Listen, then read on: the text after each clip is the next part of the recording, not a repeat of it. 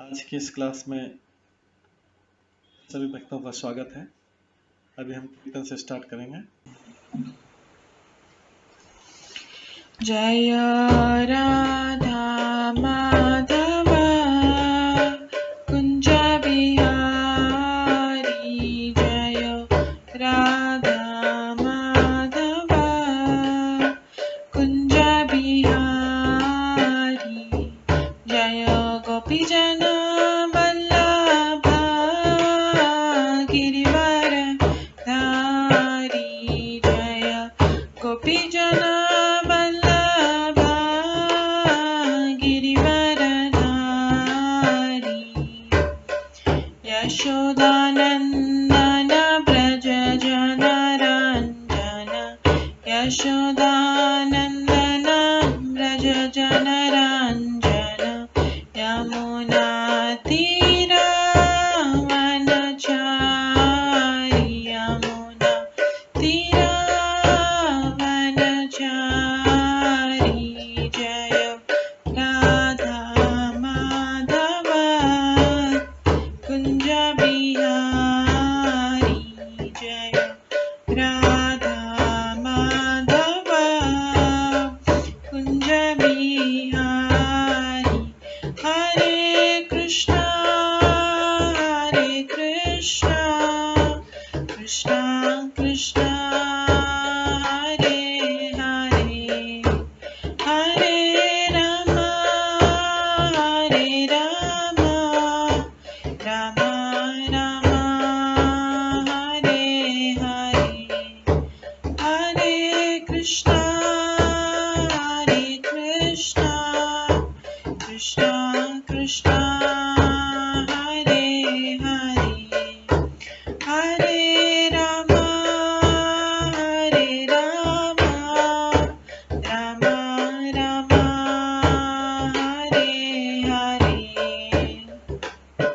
हरे कृष्णा कृष्णा कृष्णा हरे हरे, हरे राम राम राम हरे हरे, हरे कृष्णा कृष्णा कृष्णा हरे हरे, हरे राम राम राम हरे हरे, हरे कृष्णा कृष्णा कृष्णा हरे हरे, हरे राम राम राम हरे हरे, हरे कृष्णा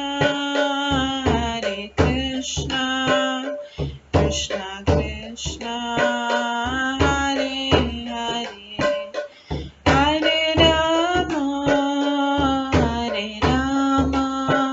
राम राम हरे हरे,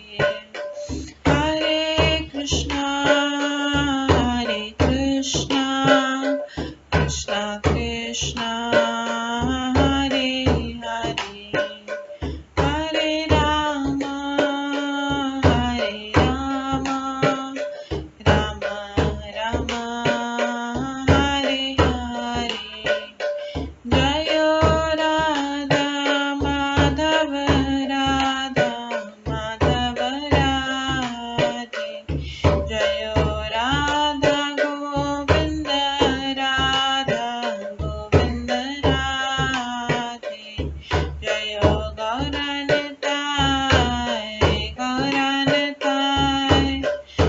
गौरनताय जय गौरनताय, जय जय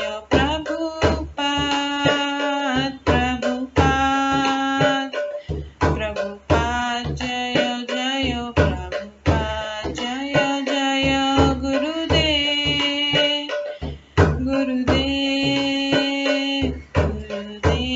जय जय गुरुदेव, निताय गौर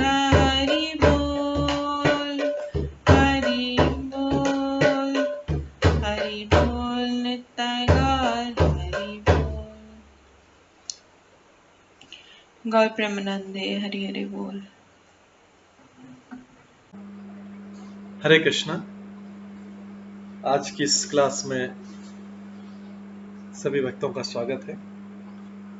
अभी मंगलाचरण से स्टार्ट करेंगे। ॐ अज्ञानतिमिरन्धस्य ज्ञानाञ्जनशलाकया चक्षुरुन्मिलितं येन तस्मै श्रीगुरुवे नमः।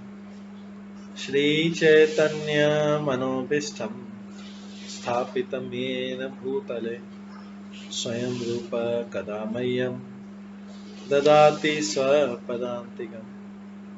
वन्देऽहं श्रीगुरो श्रीयुतपदकमलं श्रीगुरुं वैष्णवांश्च श्रीरूपं साग्रजातं सहगणा रघुनाथान्वितं तं सजीवं साद्वैतं सावधूतं परिजनसहितं कृष्णचैतन्यदेवं श्रीराधाकृष्णपादान् सहगणा ललिता श्रीविशाखान्वितांश्च नमो विष्णुपदाय कृष्णपृष्ठाय भूतले श्रीमते भक्तिवेदांत स्वामिन्निति नामिने। नमस्ते सरस्वती देवे गौरवाणी प्रचारिणे निर्विशेष शून्यवादी पाश्चात्य देशातारिणे। वाञ्छाकल्पतरुभ्यश्च कृपा सिन्धुभ्येव च पतितानां पावनेभ्यो वैष्णवेभ्यो नमो नमः।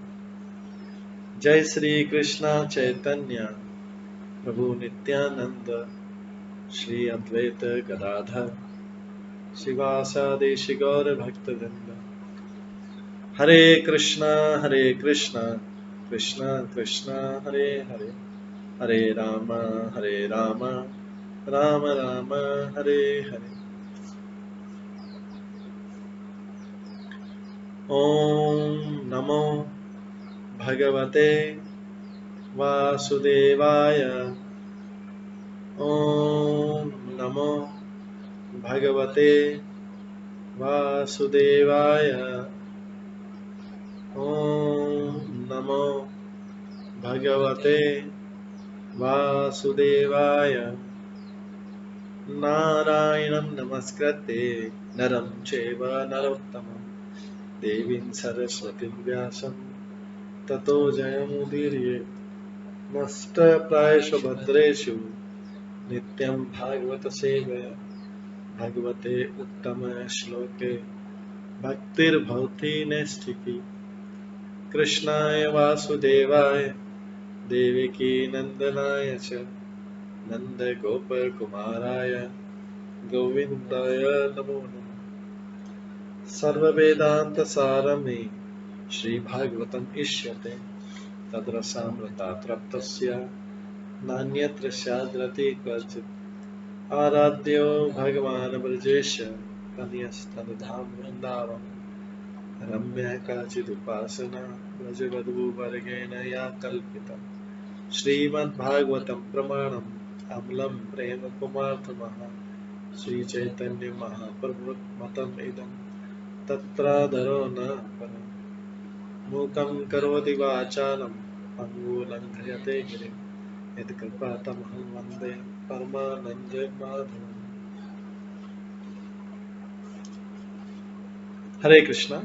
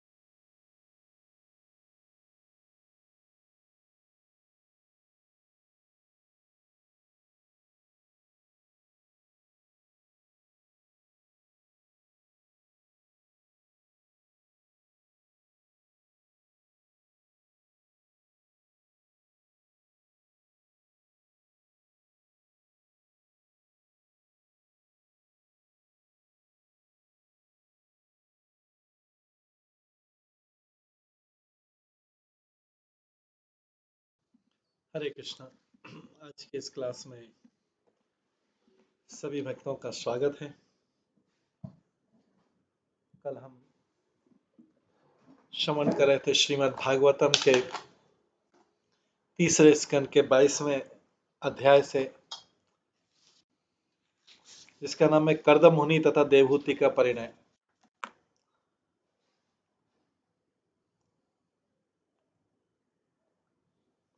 कल हमने श्रवण किया था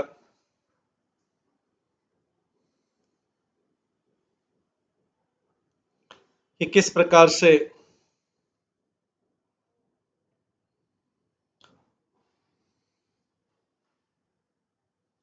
कर्दम मुनि ने पहले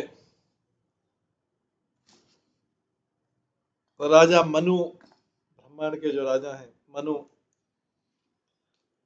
उनका प्रशंसा किया, उनका स्तुतिगान किया, क्योंकि राजा उनके आश्रम में आए थे, अपनी कन्या को साथ लेके आए थे।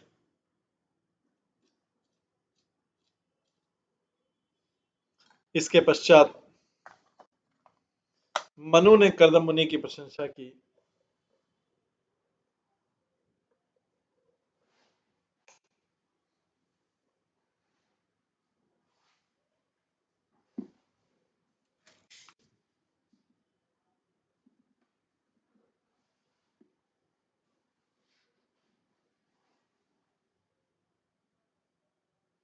मनु ने यहाँ परम साधु पुरुष के दर्शन करने का फल वर्णन किया कि परम साधु के दर्शन करने से क्या होता है। भगवान चैतन्य का कथन है कि मनुष्य को चाहिए कि सदैव साधु पुरुषों की संगति करे, क्योंकि एक क्षण की भी सुसंगति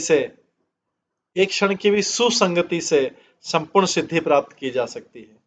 यदि किसी प्रकार से साधु पुरुष से भेंट हो जाए और उसकी कृपा प्राप्त हो ले तो मनुष्य के जीवन का सारा उद्देश्य पूर्ण हो जाता है। मनु के इस कथन का हमारा व्यक्तिगत अनुभव वास्तविक प्रमाण है। तो यहाँ पर प्रभुपाद जी कहते हैं कि मेरी भी ऐसे एक बार भेंट हुई थी अपने गुरु हिज डिवाइन ग्रेस भक्ति सिद्धांत सरस्वती ठाकुर महाराज से। उन्होंने मुझसे पश्चिमी देशों में प्रचार करने का निवेदन किया था। उसके लिए मेरी कोई तैयारी नहीं थी, क्योंकि किंतु उनकी इच्छा थी, उनकी कृपा से उनके आदेश के पालन करने में हम लग गए। इससे हमें दिव्य कार्य मिला और उनके इस आदेश से हमारी भौतिक वृत्तियों के कार्य व्यापारों से हम उबर गए, बाहर निकल गए। अतः यह सच है कि यदि ऐसे साधु पुरुषों से भेंट हो जाए जो दिव्य कार्यों में ही अनुरक्त हो, जो सदा आसक्ति किसमें हो, जिसकी आसक्ति तो हो लेकिन किसमें हो, दिव्य कार्य में हो। तो यहाँ पे बोला गया कि आसक्ति में कोई बुराई नहीं, लेकिन आसक्ति किस चीज के प्रति। भौतिक कार्य, भौतिक व्यक्ति या भौतिक वस्तु या आध्यात्मिक कार्य। तो यहाँ पे प्रभुपाद जी बोलते हैं कि जो हम ऐसे यदि किसी की साधु पुरुष से भेंट हो जाए जो दिव्य कार्यों में ही अनुरक्त है और यदि उसकी कृपा हो जाए तो मनुष्य जीवन का उद्देश्य पूर्ण हो जाता है।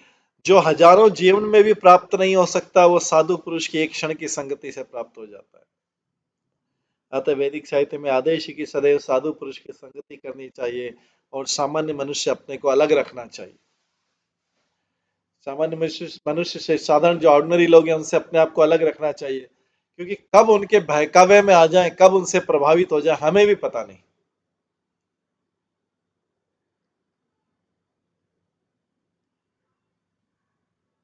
कब उनके बहकाव में आके हम अपने पैरों पर कुल्हाड़ी मार दें और अपना जीवन व्यर्थ कर दें। इसलिए सामान्य मनुष्य अपने को अलग ही रखना चाहिए, क्योंकि साधु पुरुष के एक शब्द से ही भौतिक बंधन से छुटकारा मिल सकता है। साधु पुरुष अपनी आध्यात्मिक उन्नति के कारण शक्ति संपन्न होता है, उसके पास भगवान की विशेष शक्ति रहती है और वो बद्ध जीव को तुरंत मुक्ति दिला सकता है। यहाँ पर मनुष्य स्वीकार करते हैं कि कर्दम मुनि द्वारा कृपा पूर्वक विभिन्न जीवों के कर्तव्यों का वर्णन करने के कारण उनके समस्त संशय दूर हो गए। कर्दम मुनि ने बताया था वर्णाश्रम धर्म का, क्षत्रियों के द्वारा रक्षा करनी चाहिए ब्राह्मणों की, ब्राह्मणों को क्षत्रिय को ज्ञान देना चाहिए, उनके अध्यात्म होने का ध्यान रखना चाहिए, वैश्य दोनों सवर्णों को, इस प्रकार से सबकी सेवा वेल डिफाइंड है। ये कल हमने श्रवण किया था, आज उसी के आगे सुनेंगे। दृष्टिया में भगवान दृष्टो, छठे श्लोक से, दृष्ट्या मे भगवान दृष्टो दुर्दशो यो कृतात्मनाम दृष्टया पादरज स्पष्टम शीर्षां मे भवतः शिवम। ये मेरा सौभाग्य है कि मुझे आपके दर्शन हो सके। मनु बोलते हैं कर्दम ऋषि से, मेरा सौभाग्य है कि मुझे आपके दर्शन हो सके, क्योंकि जिन लोगों ने अपने मन तथा इंद्रियों को वश में नहीं किया है उन्हें आपके दर्शन दुर्लभ नहीं। जिन लोगों ने अपने मन तथा इंद्रियों को अपने वश में नहीं किया उन्हें आप लोगों के दर्शन नहीं हुए। आपके दर्शन में आपके चरणों की धूलि को शीर से स्पर्श करके और भी कृत करते हूँ।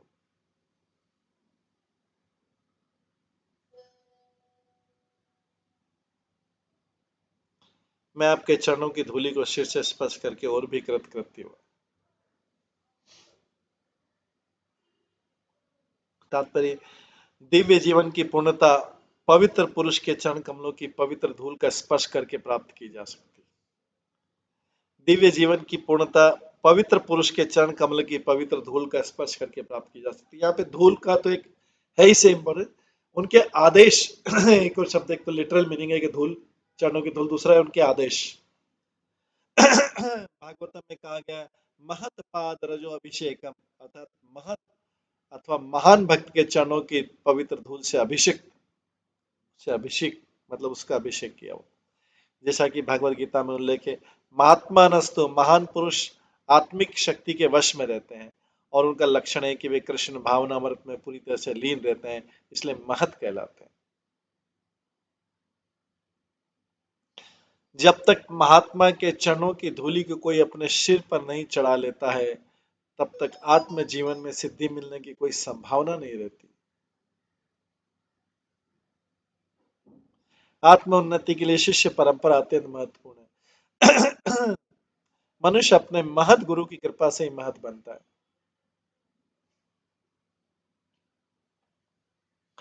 मनुष्य अपने महत गुरु की कृपा से ही महत बनता है। यदि कोई किसी महापुरुष के चरणों की शरण ग्रहण करता है तो उसके महान बनने की काफी संभावना रहती है।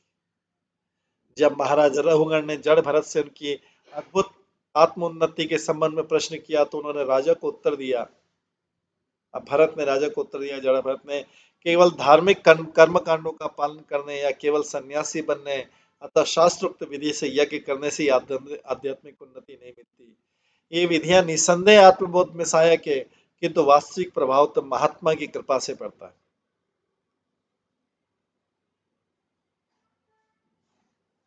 विश्वनाथ चक्रवर्ती ठाकुर ने गुरु की स्तुति में 8 श्लोक लिखे हैं, ये जो हम गाते हैं, संसार दावान अनली धनु का प्राणय कारुण्य घना घनात्मा।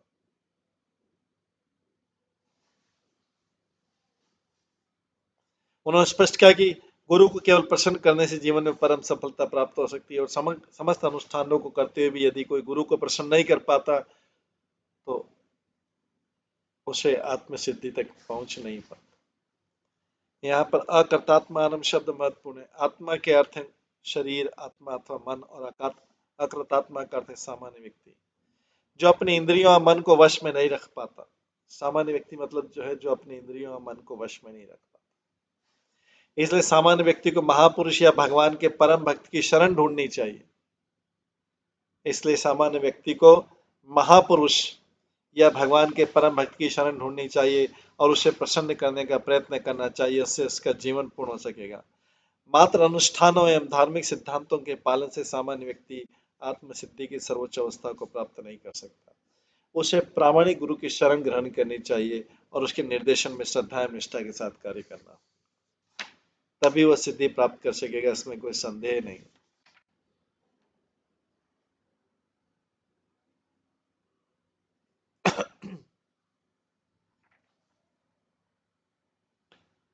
आगे 7वां श्लोक है, दृष्ट्या त्वयानुशिष्टः द्रष्टा त्वयानुशिष्टां कृत च अनुग्रह महान् अपाव्रते कर्णरंध्रे जुष्टा दिष्ट्या उशति गिरः। सौभाग्य से मुझे आपके द्वारा उपदेश प्राप्त हुआ। मनु थोड़े से उपदेश लेके भी कितने कृपावान। थोड़ा सा उपदेश लिया कर्दम मुनि से, उसके बोलते हैं सौभाग्य से मुझे आपके द्वारा उपदेश प्राप्त हुआ और इस प्रकार आपने मेरे ऊपर महती कृपा की। मैं केवल भगवान को धन्यवाद देता हूं कि मैं अपने कान खोलकर आपके विमल शब्दों को सुन रहा था। मुनि को तो धन्यवाद दे रहे हैं, भगवान को किस लिए धन्यवाद दे रहे हैं? कि मैं अपने कान खोलकर आपके विमल शब्दों को सुन रहा था। तो कान खोल के भगवान के शब्दों को सुनना भी, ये भी भगवान की कृपा है। उसके लिए भगवान को थैंक यू देना चाहिए हमें सबको कि आज मैंने कान खोलकर सुना।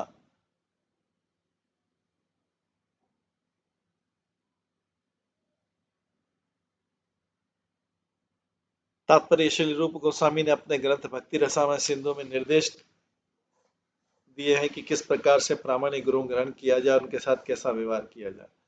पहले इच्छुक व्यक्ति को प्रामाणिक गुरु की खोज करनी चाहिए और तब अत्यंत उत्सुकता के साथ उपदेश प्राप्त करना चाहिए और तदनुसार कार्य करना चाहिए। यह दो तरफी सेवा है।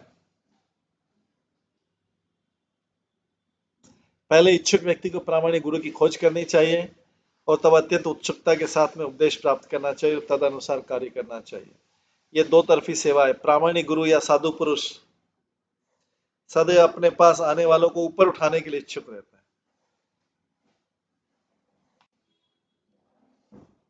क्योंकि प्रत्येक व्यक्ति माया के मोह से वशीभूत है और वो अपने मुख्य कर्तव्य कृष्ण भक्ति को भूलता रहता है। तो साधु पुरुष चाहते हैं कि प्रत्येक व्यक्ति संत स्वरूप बन जाए। प्रत्येक साधु पुरुष का कर्तव्य कि प्रत्येक भुलक्कड़ सामान्य पुरुष में कृष्ण भक्ति जागृत करे। जो भी कृष्ण भक्ति को भूल रहा है उसको वापस जागृत करे, फिर भूल जाए उसको वापस जागृत करे। मनु ने कहा कि चूंकि कर्दम मुनि से उन्हें उपदेश प्राप्त हुआ अतः कृतकृत्य हो गए। कानों से संदेश प्राप्त करने के वो अपने को भाग्यशाली मान रहे हैं। यहाँ इसका विशेष उल्लेख कि मनुष्य को प्रामाणिक गुरु से कान खोलकर संदेश सुनना चाहिए। लेकिन इसे कैसे प्राप्त किया जाए? मनुष्य को कानों से दिव्य संदेश ग्रहण करना चाहिए। कर्ण रंध्रे शब्द का अर्थ कान के छेदों के माध्यम से। गुरु की कृपा शरीर के अन्य किसी भाग से न प्राप्त होकर केवल कानों से प्राप्त होती है।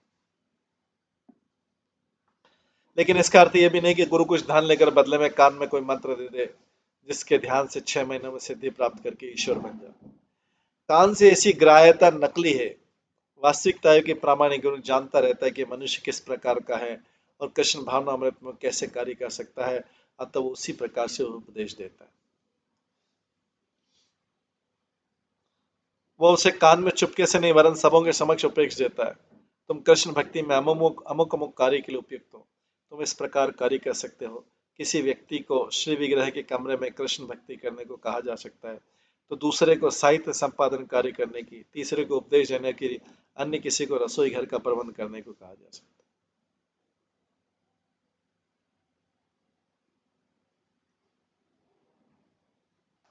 कृष्ण भक्ति में कार्य करने के लिए भिन्न भिन्न विभाग हैं और गुरु व्यक्ति विशेष की क्षमता को जानते हुए उसे इस प्रकार शिक्षा देते हैं कि वो पूर्ण बन सके। भागवत गीता में स्पष्ट कहा गया कि मनुष्य अपनी क्षमता के अनुसार सेवा करके आध्यात्मिक जीवन की सर्वोच्च सिद्धि प्राप्त करता है। जिस प्रकार अर्जुन ने अपने सैनिक कौशल से कृष्ण की सेवा की। अर्जुन एक सैनिक की भांति अपनी सेवाओं को अर्पित करके पूर्ण बन सका। इस प्रकार कोई कलाकार अपने गुरु के निर्देशन में कलात्मक कार्य करते हुए सिद्धि प्राप्त कर सकता है। यदि कोई व्यक्ति साहित्य में रुचि रखता है तो गुरु के निर्देशन में लेख अथवा कविताओं की रचना करके भगवान की सेवा कर सकता है। मनुष्य को अपनी क्षमता के अनुसार कार्य करने के संबंध में अपने गुरु से संदेश ग्रहण करना चाहिए, क्योंकि गुरु ऐसा उपदेश देने में पटु होता है, एक्सपर्ट होता है। गुरु द्वारा उपदेश और शिष्य द्वारा निष्ठापूर्वक उसका पालन के संयोग से समुचित प्रणाली बन जाती है। श्रील विश्वनाथ चक्र ठाकुर भगवद गीता के श्लोक व्यवसाय एकात्मिक बुद्धि की व्याख्या में कहते हैं, जो आध्यात्मिक उन्नति चाहता है उसे गुरु से आदेश प्राप्त करे कि उसका विशेष कार्य क्या है। उसे विशेष उपदेश को श्रद्धापूर्वक संपन्न करना चाहिए और उसी को अपना सर्वस्व समझना चाहिए। शिष्य का एकमात्र कर्तव्य है वो अपने गुरु से प्राप्त उपदेश का श्रद्धापूर्वक पालन करे, इसी से उसे सिद्धि मिलेगी। मनुष्य को कानों से गुरु का संदेश ग्रहण करने में सतर्क रहना चाहिए, उसे श्रद्धापूर्वक निष्पक्ष करना चाहिए, इससे उसका जीवन सफल हो सकेगा।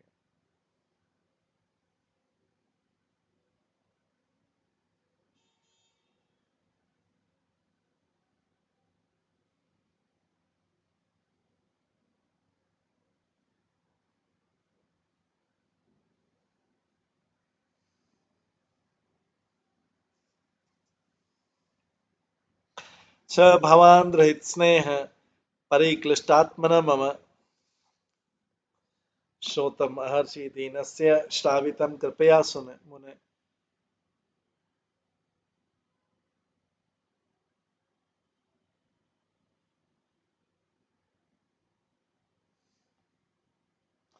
हे मुनि, कृपा पूर्वक मुझे दीन की प्रार्थना सुने, क्योंकि मेरा मन अपनी पुत्री के स्नेह से अत्यंत उद्विग्न है।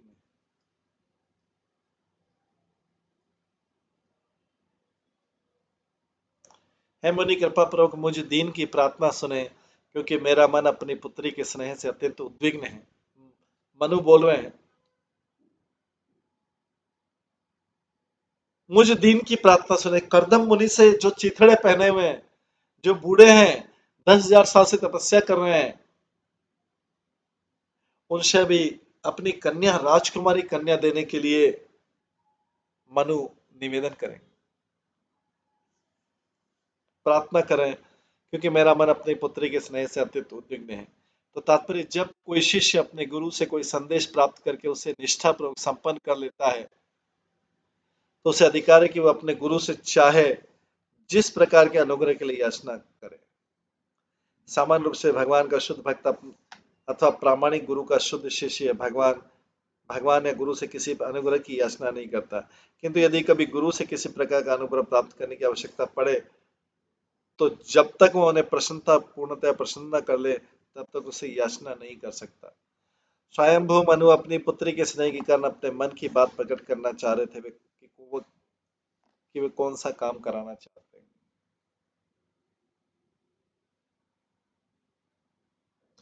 प्रियवतुत्थान पादो स्वसा इयं दुहिता मम अन्विच्छति पतिम युक्तम वयशील गुणादिभि। मेरी पुत्री प्रियवत तथा उत्तानपाद की बहन है। वो आयुशील गुण आदि में अपने अनुकूल पति की तलाश में।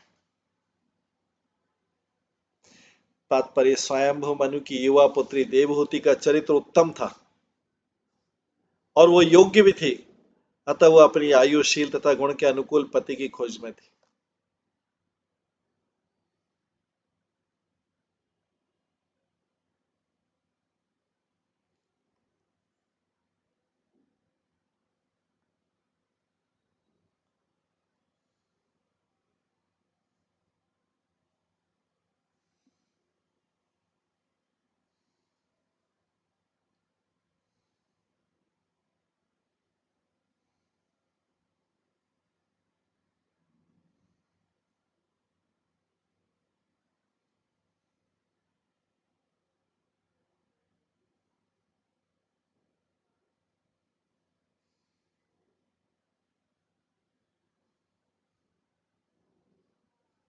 मनु द्वारा अपनी पुत्री को प्रियव्रत तथा उत्तानपाद इन दो महान राजाओं की बहन के रूप में परिचित कराने का उद्देश्य था मुनि को आश्वस्त करना कि वह कन्या उच्च कुल की है। मनु इसलिए बता रहे थे कि मैं आपको जो कन्या दे रहा हूं उच्च कुल की है, क्योंकि इसके भाई कौन है? इसके भाई महान राजा प्रियव्रत और महान राजा उत्तानपाद, ये है। तो ये परिवार का परिचय दिया जा रहा है कि किस परिवार की कन्या मैं आपको दे रहा हूं। वो उनकी पुत्री है और साथ ही क्षत्रियों की बहन है, वो निम्न वर्ग की नहीं है। अतः मनु ने करदम को उपयुक्त समझकर अपनी पुत्री को सौंप देना चाहा। यह स्पष्ट है कि यद्यपि देवहूति आयु तथा गुणों में वयस्क थी, किंतु वह स्वयं पति का चुनाव करने के लिए वहां नहीं गई थी। मैच्योर थी, मेजर थी, माइनर नहीं थी, लेकिन फिर भी वो वहां पति का चुनाव स्वयं करने नहीं गई थी। उसे उसने अपनी आयुशील तथा गुण के अनुकूल उपयुक्त पति के लिए इच्छा व्यक्त की और उसके पिता ने स्नेहवश उसके लिए ऐसा पति ढूंढने का भार अपने ऊपर ले लिया।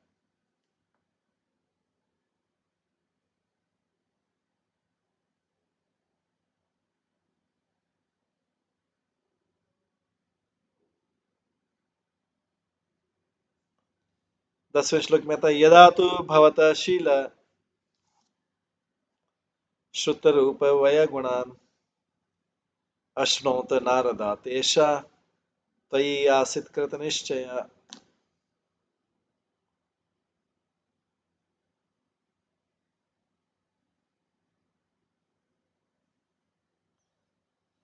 जब से इसने नारद मुनि से आपके उत्तम चरित्र, विद्या, रूप, वय तथा अन्य गुणों के विषय में सुना है, तब से वो अपना मन आप में स्थिर कर चुकी है। कितने आश्चर्य की बात है। कन्या जो देव होती है, करदम मुनि की गुण और प्रशंसा सुनी, उनकी एक्सटर्नल कुछ सुंदरता नहीं देख रही है, क्योंकि वो तो 10,000 वर्ष से तपस्या कर रहे हैं और दाढ़ी बढ़ गई, उनके पास चिथड़े पहने हुए हैं, उनके पास रहने के लिए झोपड़ी नहीं है, ऋषि हैं, कुछ भी साधन नहीं है। लेकिन मनु बोलते हैं, जब से इसने नारद मुनि से आपके उत्तम चरित्र, विद्या, रूप, वय तथा अन्य गुणों के विषय में सुना है, तब से ही अपना मन आप में स्थिर कर चुकी है।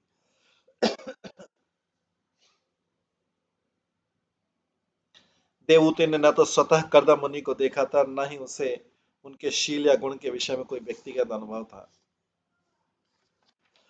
क्योंकि ऐसा कोई सामाजिक समागम न था जिसमें उसे जानकारी प्राप्त हो सके। देवहूति ने कभी करदम मुनि को देखा नहीं था, न ही उनके शील या गुण के विषय में कोई व्यक्तिगत अनुभव था। वो तो उन्होंने नारद मुनि से सुन रखा था। किसी अधिकारी से सुनना व्यक्तिगत जानकारी प्राप्त करने से कहीं ज्यादा श्रेष्ठ है। किसी अधिकारी से सुनना पर्सनल मिलने से ज्यादा श्रेष्ठ है। अधिकारी मतलब यहाँ पे नारद मुनि से सुना।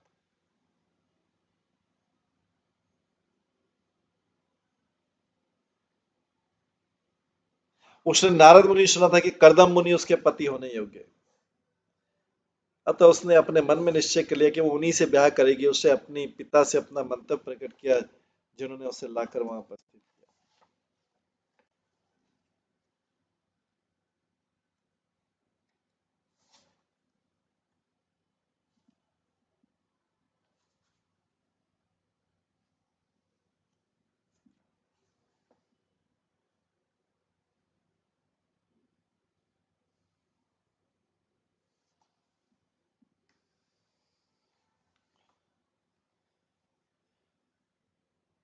तत्प्रतीक्ष द्विजाक्ष इमाम श्रद्धया उपहातम मया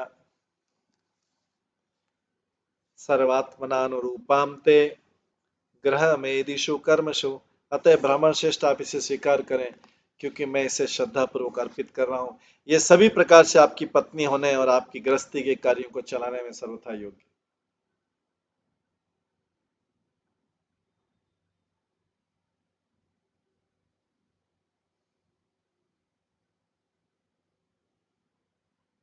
अतः ब्राह्मण श्रेष्ठ आप इसे स्वीकार करें, क्योंकि मैं इसे श्रद्धा पूर्वक अर्पित कर रहा हूँ। यह सभी प्रकार से आपकी पत्नी होने की योग्य और आपकी गृहस्थी के कार्य को चलाने में सर्वथा योग्य।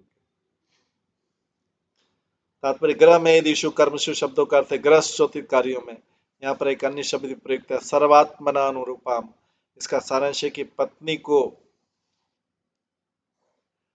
को आयु, चरित्र तथा गुणों में न केवल पति के समान होना चाहिए, किंतु गृहस्थी के कार्यों में भी सहायक होना चाहिए। मनुष्य गृहस्थ कार्य केवल इंद्रिय तृप्ति पर नहीं, वरन पत्नी संतानों के साथ रहते हुए आध्यात्मिक जीवन में उन्नति करना है। जो ऐसा नहीं करता वो गृहस्थ नहीं, वरन ग्रह मेदी है। संस्कृत साहित्य में दो शब्द प्रयुक्त होते हैं, एक गृहस्थ और दूसरा ग्रह मेदी। गृहस्थ एक आश्रम भी है, किंतु यदि कोई गृहस्थ न रहकर केवल इंद्रियों की तुष्टि करता तो ग्रह मेदी है। ग्रह मेदी के लिए पत्नी बनाने का अर्थ इंद्रियों की तुष्टि करना है, किंतु गृहस्थ के लिए पत्नी आध्यात्मिक कार्यों में उन्नति के लिए सभी प्रकार से सहायक के रूप में होती है। पत्नी का कर्तव्य कि गृहस्थ के सारे कार्यों को संभाले, न कि पति से स्पर्धा करे या कंपटीशन करे।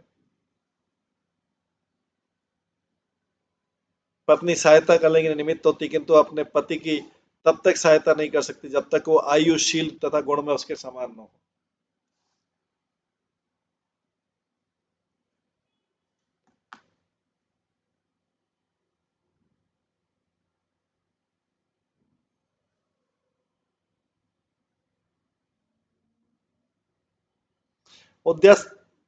उद्यतस्य हि कामस्य प्रतिवादो न शस्यते, अपि निर्मुक्त संगस्य काम रक्तस्य किम पुनः। स्वतः प्राप्त होने वाली भेंट का निरादर नितांत विरक्त पुरुष के लिए भी प्रशंसनीय नहीं है। स्वतः प्राप्त होने वाली भेंट का निरादर नितांत विरक्त पुरुष के लिए भी प्रशंसनीय नहीं है, फिर वेश्याशक्ति के लिए तो कहना ही क्या है। तात्पर्य, भौतिक जीवन में प्रत्येक व्यक्ति इंद्रियों की तृप्ति चाहता है।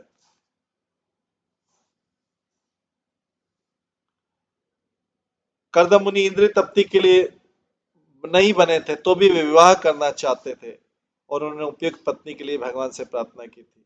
यह स्वयंभू मनु को ज्ञात था। उन्होंने कर्दम मुनि को परोक्ष रूप से आश्वस्त किया कि आपको मेरी पुत्री जैसी पत्नी चाहिए और वो आपके समक्ष है। आपको अपनी प्रार्थना की पूर्ति को अस्वीकार नहीं करना चाहिए और मेरी पुत्री को स्वीकार करें।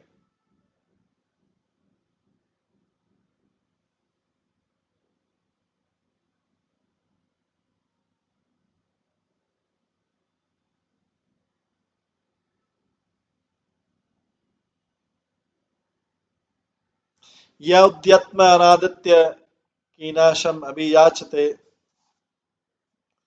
क्षीयते तत यशः स्फीतम मानः च अवज्ञात।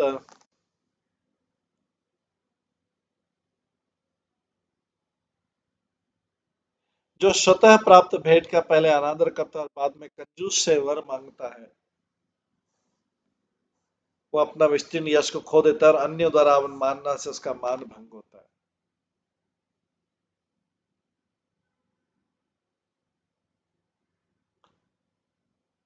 तात्पर्य, वैदिक ब्याह की सामान्य विधि में पिता अपनी कन्या को उपयुक्त वर को सुपुर्द करता है। यही अत्यंत सम्माननीय विवाह है।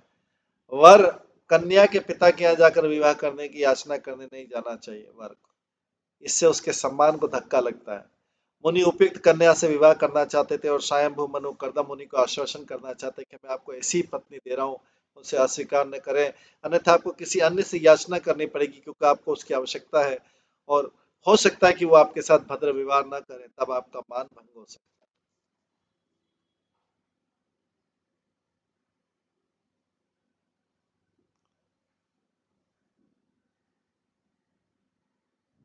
इस घटना की दूसरी विशेषता है कि स्वयंभू मनु सम्राट होकर भी अपनी योग्य कन्या एक निर्धन ब्राह्मण को भेंट करने गए थे। कर्दम मुनि के कोई गृहस्थी नहीं था, वे जंगल में कुटी में रह रहे थे किंतु सुसंस्कृत थे, कल्चर्ड थे, वेल कल्चर्ड थे।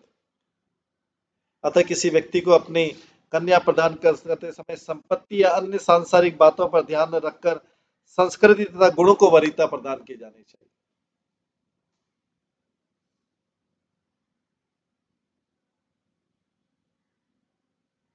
अहम ताश्रुवणम विद्वन विवाह अर्थम समुद्यतम अतः तम उपकुर्वाण प्रतापम प्रतिगणात में स्वयं मुनि का विद्वान, मैंने सुना है कि आप ब्याह के इच्छुक हैं। कृपया मेरे द्वारा दान में ली जाने वाली अर्पित कन्या को स्वीकार करें क्योंकि आपने आजीवन ब्रह्मचर्य का व्रत तो नहीं ले रखा।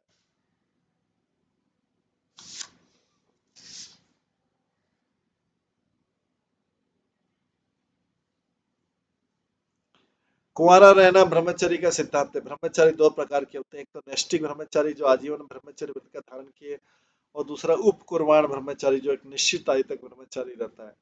उदाहरण, कोई 25 वर्ष तक ब्रह्मचारी रहकर अपने गुरु की आज्ञा से विवाहित जीवन में प्रवेश कर सकता है। ब्रह्मचर्य विद्यार्थी जीवन है और आध्यात्मिक आश्रम में प्रवेश का शुभारंभ है।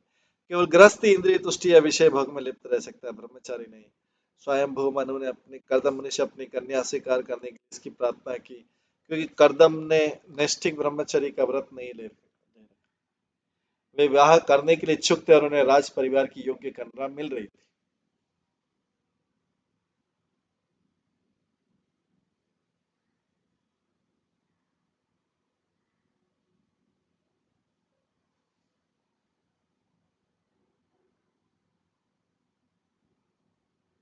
ऋषिर्वाच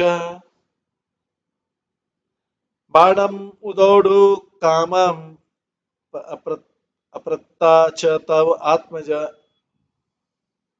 आवयव अनुरूप स्वाद्य वैवाहिको विधि। महामुनि ने उत्तर दिया, निसंदेह में विवाह का इच्छुक और आपकी कन्या ने न किसी से विवाह किया है और न ही किसी दूसरे को वचन दिया है, अतः वैदिक पद्धति के अनुसार हम दोनों का विवाह हो सकता है। कर्दम मुनि ने उत्तर दे दिया, अपनी स्वीकृति दे दी।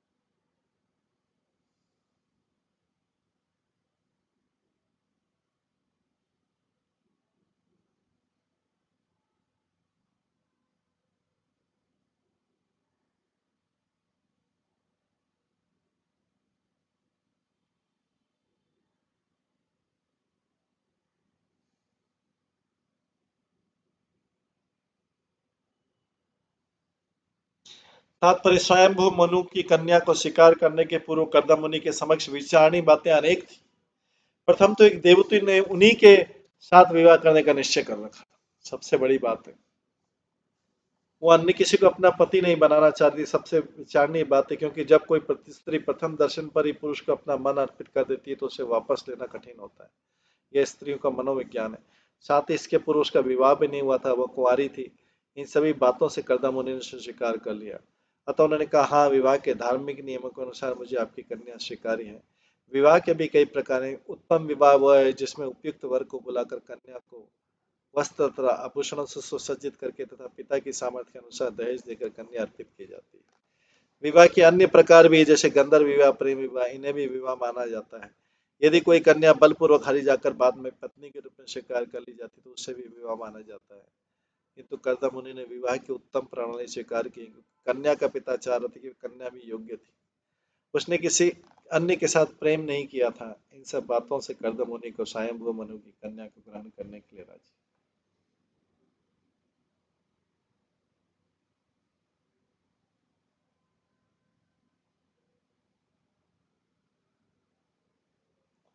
कामस्य भूयात् नरदेवतस्य पुत्र्या सम्माम्न्यां विधो प्रतीत्। क एव ते तन्याम्ना द्रियेत स्वया एवैकान्त्या क्षिपतिमिव श्रियम्।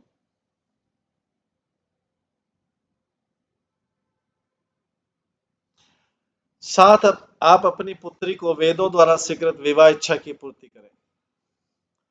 आप अपनी पुत्री की वेदों द्वारा स्वीकृत विवाह इच्छा की पूर्ति करें।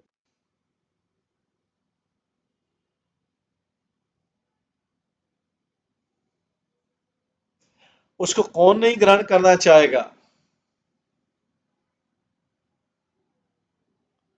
कर्दम मुनि बोल रहे हैं, आप अपनी पुत्री को वेदों द्वारा स्वीकृत विवाह इच्छा की पूर्ति करें, उसको कौन नहीं ग्रहण करना चाहेगा? वो इतनी सुंदर है कि उसकी शारीरिक कांति उसके आभूषणों की सुंदरता को मात दे रही है।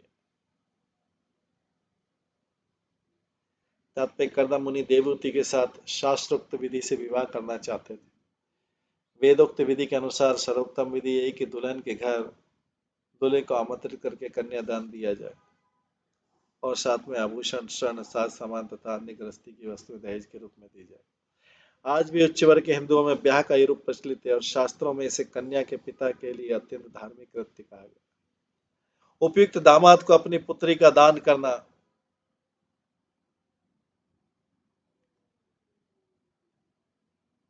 उपयुक्त दामाद को अपनी पुत्री का दान करना गृहस्थ का पुण्य कार्य माना जाता है।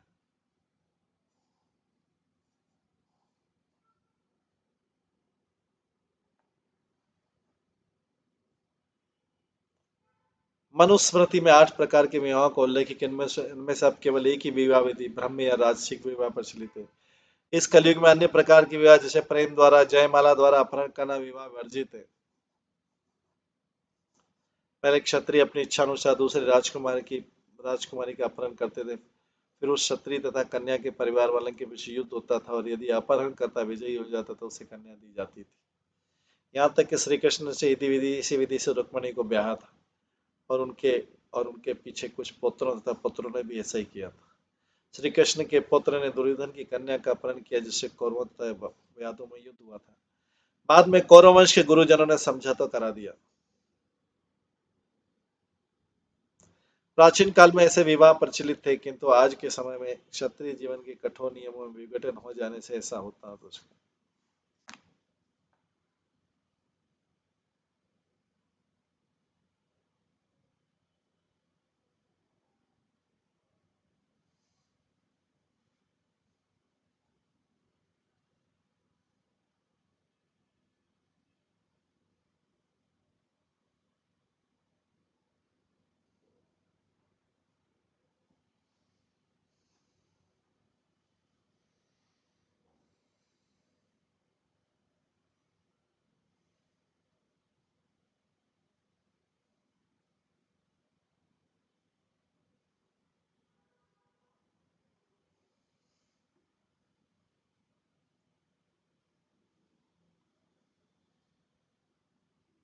यहाँ तक कि श्री कृष्ण ने इसी विधि से रुक्मणी को ब्याहा था। उनके उनके कुछ पुत्र पुत्र ने भी ऐसा ही किया था। श्री कृष्ण के पुत्र ने दुर्योधन की कन्या का अपहरण किया था, जिससे कौरवों तथा यादवों में युद्ध हुआ था। बाद में कौरव वंश के गुरुजनों ने समझौता करा दिया। तो प्राचीन काल में ऐसे विवाह प्रचलित थे, किंतु आज के समय में क्षत्रिय जीवन के कठोर नियमों में विघटन हो जाने से ऐसा होना दुष्कर।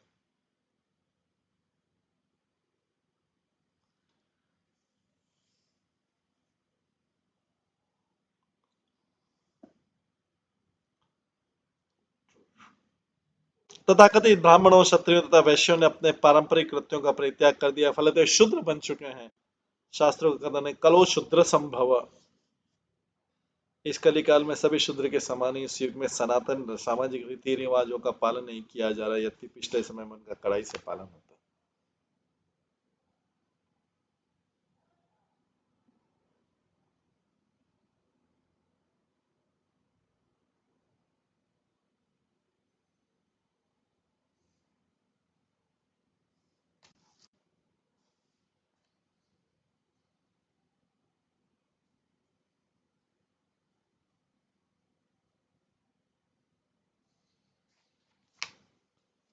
याम्हान् में पृष्ठे क्वणतङ्ग्रिशोभाम् विक्रीतं कन्दुकविहल्लक्ष्यम् विश्वावसून्या पतत सात्विमाना विलोक्य सम्मोह विमूढ़ चेता। मैंने सुना है कि आपकी कन्या को महल की छत पर गेंद खेलते हुए देखकर महान गंधर्व विश्वासवश मोहवश अपने विमान से गिर पड़ा था, क्योंकि वह अपने नुपुरों की ध्वनि तथा चंचल नेत्रों के कारण अत्यंत सुंदरी लग रही थी। ऐसा लगता है कि आजकल की तरह उस समय भी गगनचुंबी भवन होते थे। यहाँ पर हमें पृष्ठ शब्द आया। हम का अर्थ है अत्यंत विशाल महल। स्वाद विमानत करते अपने विमान से आकाश में उड़ते गंधर्व विश्वासवसु ने देवती को अपने महल की छत पर गेंद खेलते देखा था। उस काल में गेंद खिलाड़ी प्रचलित था, किंतु राज परिवारों की लड़कियां सार्वजनिक स्थानों में गेंद नहीं खेलती थी। गेंद खेलना तथा अन्य आमोद प्रमोद स्त्रियों तथा लड़कियों के लिए नहीं थे। ऐसे खेल केवल देवती जैसी राजकुमारी खेल सकती थी। यहाँ बताया कि उड़ते विमान ने उसे देखा गया। ऐसे सूचित होता है कि महल बहुत ऊंचा था, अन्यथा वो विमान से कैसे देखी जा सकती। यह दृश्य इतना स्पष्ट है कि गंधर्व विश्वासु उसकी सुंदरता को देखकर तथा उसके नुपुरों की ध्वनि सुनकर सुंदरता एवं ध्वनि से इतना आकर्षित हुआ कि मोहग्रस्त होकर गिर पड़ा।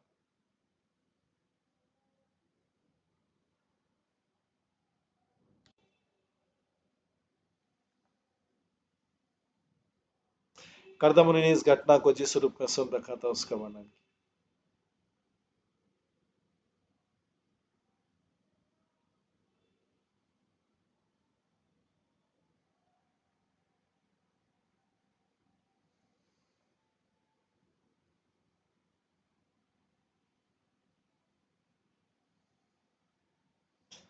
तां प्रार्थयन्तीं ललना ललालम्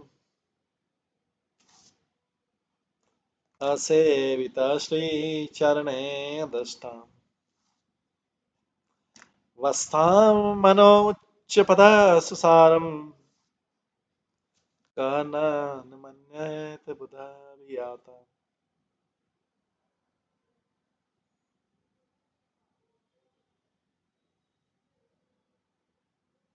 ऐसा कौन है जो स्त्रियों में श्रीमणि स्वयंभू मनु की पुत्री और उत्तानपाद की बहन का समादर नहीं करेगा।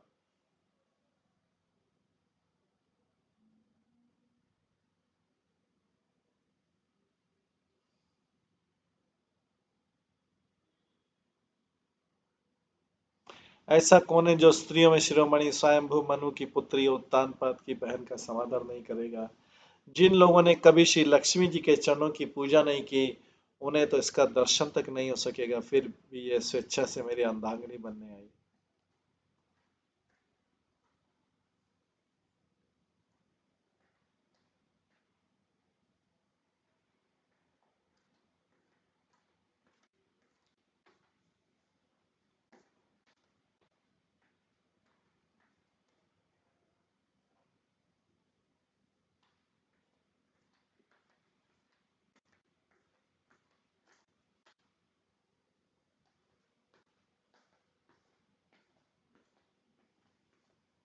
ऐसा कौन है जो स्त्रियों में शिरोमणि स्वयंभू मनु की पुत्री उत्तानपाद की बहन का समादर नहीं करेगा। जिन लोगों ने कभी श्री लक्ष्मी जी के चरणों की पूजा नहीं की, उन्हें तो उसका दर्शन तक नहीं हो सकता, फिर ये स्वेच्छा से मेरी अर्धांगिनी बनने आई। तात्पर्य, कर्दम मुनि ने देवहूति की सुंदरता तथा पात्रता की कई प्रकार से प्रशंसा की। वस्तुतः देवहूति आभूषणों से भूषित कन्याओं की शिरोमणि थी। यद्यपि आभूषण भर पहन कर कन्या सुंदर हो जाती, किंतु देवहूति आभूषणों से भी अधिक सुंदर थी। देवहूति आभूषणों से भी अधिक सुंदर थी और आभूषण शोभा पा रहे थे देवहूति के लिए। वो अलंकृत सुंदरी कन्याओं की शिरोमणि थी। देवता या गंधर्व उसकी सुंदरता से आकृष्ट होते थे। कर्दम मुनि यद्यपि परम साधु थे, वे स्वर्ग के वासी नहीं थे, किंतु पिछले श्लोकों में बताया गया कि विश्वेश्वर स्वर्ग का वासी होकर भी देवहूति की सुंदरता पर मोहित हो गया था और अपने विमान से गिर पड़ा था।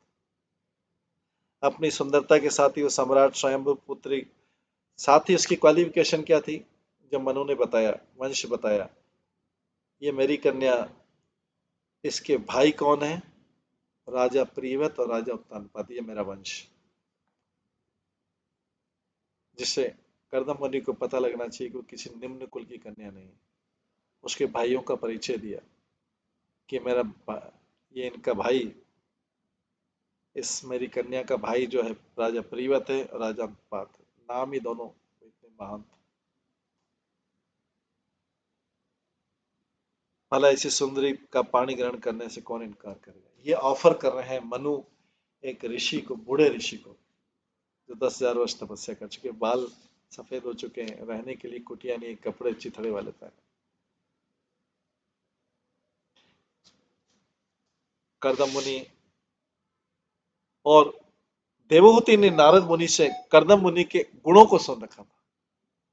तो देवहूति भी देखिए कितनी महान कन्या थी कि कर्दम मुनि के गुणों को नारद मुनि सुन रखा था। ये नहीं पूछा कि कहाँ रहते हैं, इन नदी के किनारे रहते हैं, इनके पास कुछ रहने का है या नहीं, पहनने के लिए चिथड़े कपड़े। लेकिन देवहूति ने उनको मन बना लिया था नारद मुनि से गुण करके, जैसे रुक्मणी ने मन बनाया था कृष्ण को पति बनाने। तो अभी स्वीकार करते हैं कर्दम मुनि। मनु ऑफर कर रहा है, प्रार्थना करके कर्दम मुनि स्वीकार करें। वो कर्दम मुनि स्वीकार करें जिनके पास कुछ भी नहीं है अभी, केवल उनकी तपस्या की शक्ति। उनके पास क्या है, केवल उनकी तपस्या की शक्ति है, भगवान के प्रति तपस्या की शक्ति।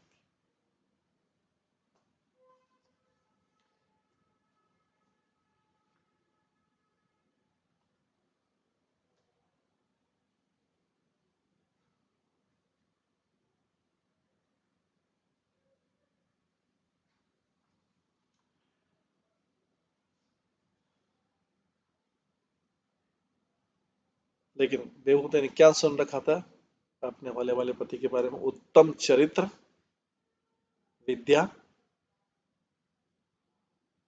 रूप, वय तथा अन्य गुणों के विषय में सुन रखा कि वो युवा अवस्था में कैसे थे। तो यहाँ पे कर्दमुनि बोलते हैं, अतः इस कुंवारी को मैं अपनी पत्नी के रूप में स्वीकार करूंगा, किंतु इस शर्त के साथ। अभी अब जो कर्दमुनि शर्त भी बता रहे हैं, मैं इसको स्वीकार करूंगा लेकिन किस शर्त के साथ। इस कुंवारी को मैं अपनी पत्नी के रूप में स्वीकार करूंगा, किंतु इस शर्त के साथ कि जब यह मेरा वीर्य धारण कर चुकेगी तो मैं परम सिद्ध पुरुषों के समान भक्ति योग को स्वीकार करूंगा, मतलब उसके बाद में भक्ति योग करने के लिए चला जाऊंगा। इस विधि को भगवान विष्णु ने बताया है और ये द्वेष रहित। कर्दमुनि बोलते भगवान विष्णु यही विधि बताते। तात्पर्य, कर्दम मुनि ने सम्राट स्वयंभाव से अत्यंत सुंदर पत्नी के लिए अपनी इच्छा व्यक्त की और सम्राट की पुत्री से विवाह करना स्वीकार कर लिया। कर्दम मुनि आश्रम में रहकर पूर्ण ब्रह्मचर्य का पालन कर रहे थे।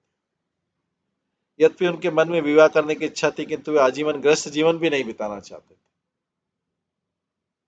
क्योंकि मनुष्य के जीवन के वैदिक सिद्धांतों से पूर्णतः भिज्ञ थे। वैदिक सिद्धांत पूरे पता थे।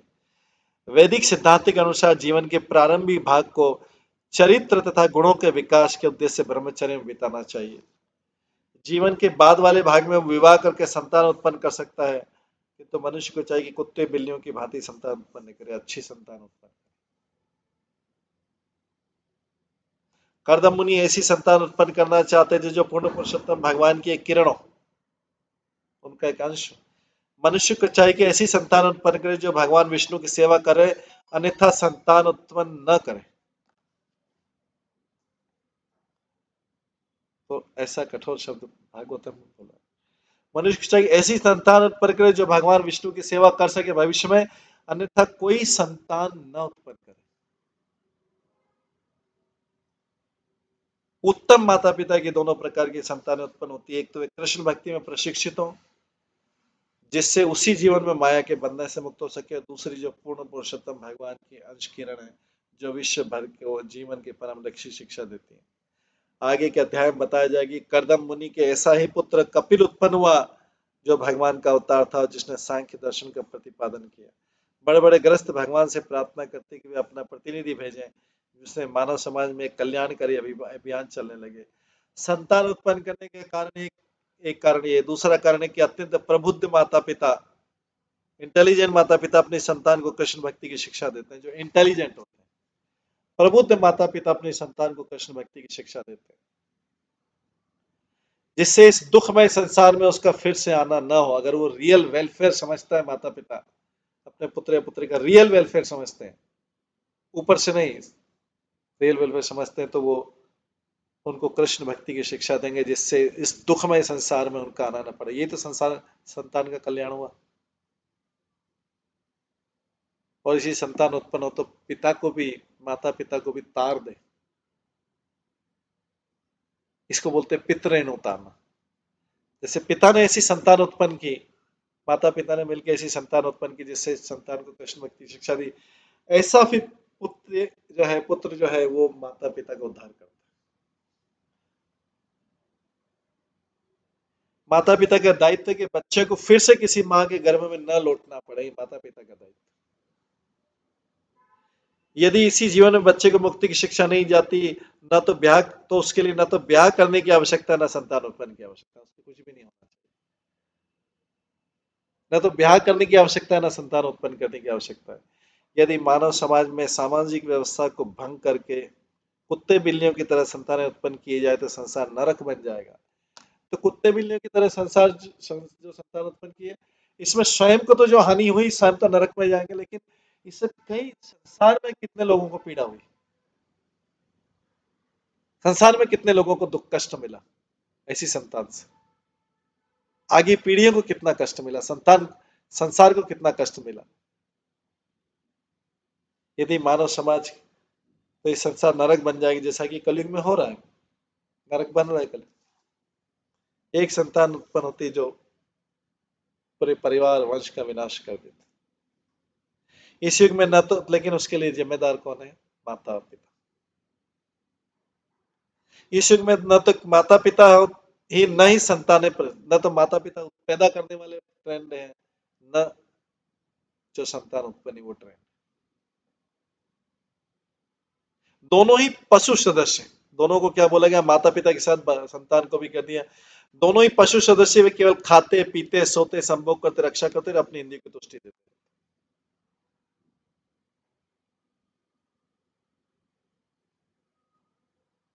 सामाजिक जीवन की इस अवस्था से मानव समाज में शांति नहीं ला जा सकती। कर्दम मुनि ने पहले ही बता दिया कि वे देवहूति के जैसी कन्या के साथ भी, जो मनु की पत्नी, उसके साथ भी आजीवन नहीं रह पाएंगे, पहले ही बता दिया। वे उसके साथ तभी तक रहेंगे जब तक कोई संतान उत्पन्न नहीं हो जाती। दूसरे शब्दों में विषय जीवन का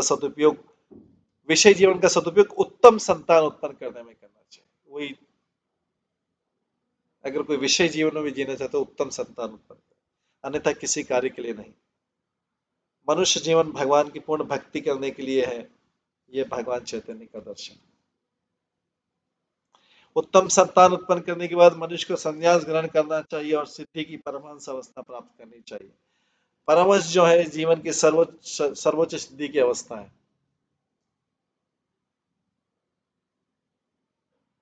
संन्यास जीवन में 4 अवस्थाएं होती है, जिनमें परमहंस सर्वोच्च अवस्था है। श्री भागवतम को परमहंस संहिता कहते हैं, जो उच्च श्रेणी के मनुष्य के लिए ग्रंथ है। परमहंस क्या होता है, द्वेष मुक्त होता है और अन्य अवस्थाओं में यहाँ तक कि ग्रस्त, जबकि अन्य अवस्थाओं में यहाँ तक कि ग्रस्त जीवन में भी स्वार्थ और द्वेष पाया जाता है। किंतु परमहंस अवस्था में मनुष्य कृष्ण भावनाओं में पूर्णतः अनुरक्त रहता है, अतः द्वेष के लिए कोई स्थान नहीं रहता परमहंस अवस्था। करदम मुनि की तरह लगभग 100 वर्ष पूर्व ठाकुर भक्ति विनोद भी ऐसा पुत्र उत्पन्न करना चाहते थे, जो भगवान चैतन्य के दर्शन तथा उपदेशों का प्रचार करे।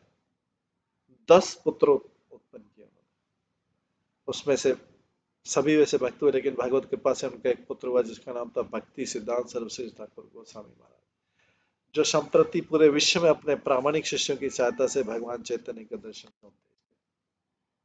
ऐसी उत्तम संतान उत्पन्न। भक्ति विनोद ठाकुर ग्लोरिफिकेशन आज भी होता है। इस प्रकार से हम देखते हैं कि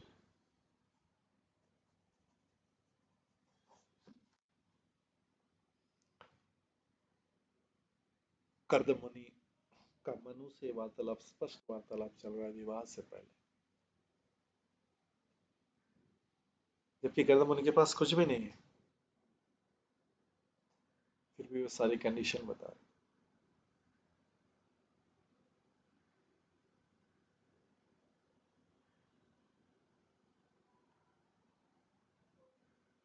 इस प्रकार से हम देखते हैं कि भागवतम जो है आदर्श ग्रंथ है, जो आदर्श चीजें, सत्य चीजें हैं, जो वास्तव में जो मनुष्य जीवन का पर्पज है, उसका वर्णन करती है।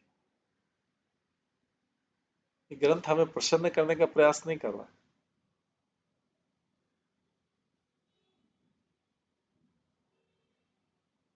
ग्रंथ तो वास्तव में क्या होना चाहिए उसका वर्णन कर।